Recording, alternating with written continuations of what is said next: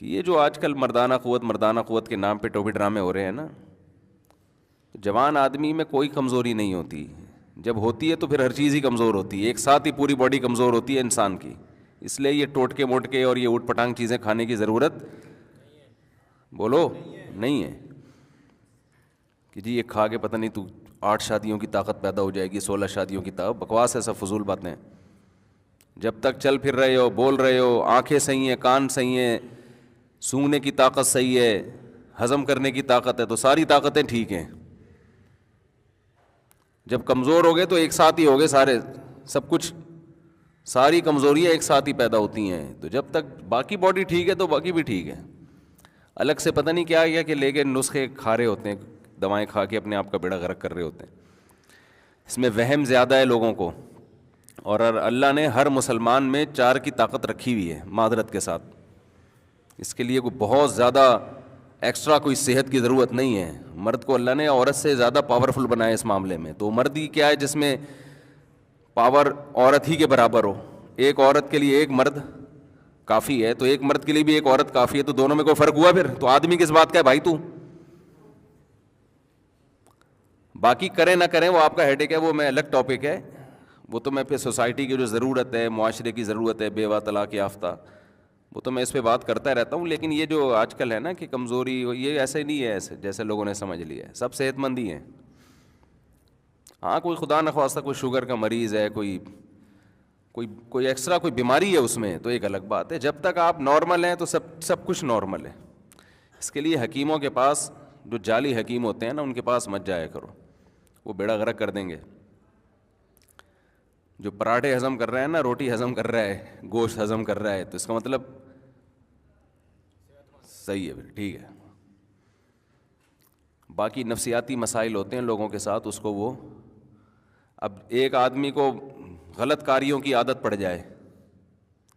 لوط علیہ السلام کی قوم کو لڑکوں سے بدفعلی کی عادت پڑ گئی تھی، تو ان کی عورت میں رغبت ختم ہو گئی، بیوی میں رغبت ختم ہو گئی. تو یہ جسمانی بیماری نہیں تھی، یہ روحانی بیماری تھی. اس کا علاج کوئی دوائیں نہیں ہے، اس کا علاج ہے کہ جو گندگی تم نے عادت ڈالی ہے اس عادت کو چھوڑو، تو پھر اللہ حلال میں رغبت پیدا کرے گا.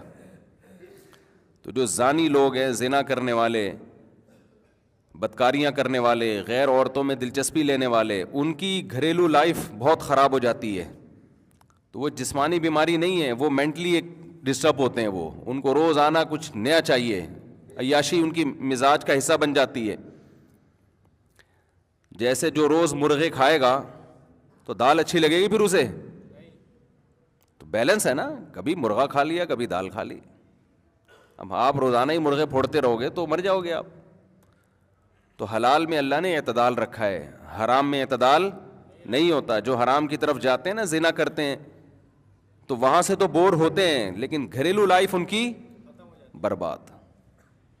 بے حیائی کا سب سے بڑا اثر یہ پڑتا ہے کہ اس کی اپنی جو بیوی بچوں کی زندگی ہے وہ تباہ و برباد ہوتی ہے.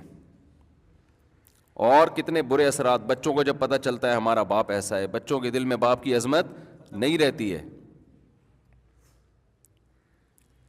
آپ کہتے ہیں نہ رہے عظمت تو کیا ہوگا بھائی، آگے آپ کا بڑھاپا بھی آ رہا ہے. ابھی اولاد کو آپ کی ضرورت ہے، کل آپ کو اولاد کی ضرورت ہے، اور بہت جلد ہے. بڑھاپا کوئی ٹائم نہیں لگتا، کراچی میں تو اور جلدی آتا ہے.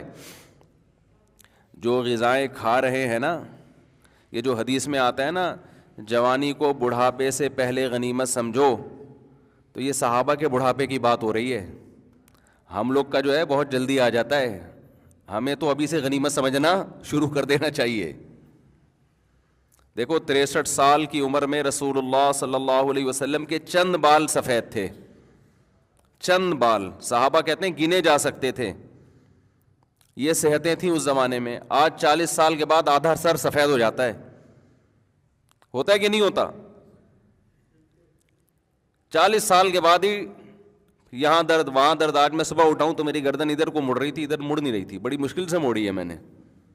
تھوڑا سا تکیہ آڑا ترچھا ہو جائے تو صبح بندہ بھی آڑا ترچھا ہوتا ہے. یہ تو صحتیں آج کل.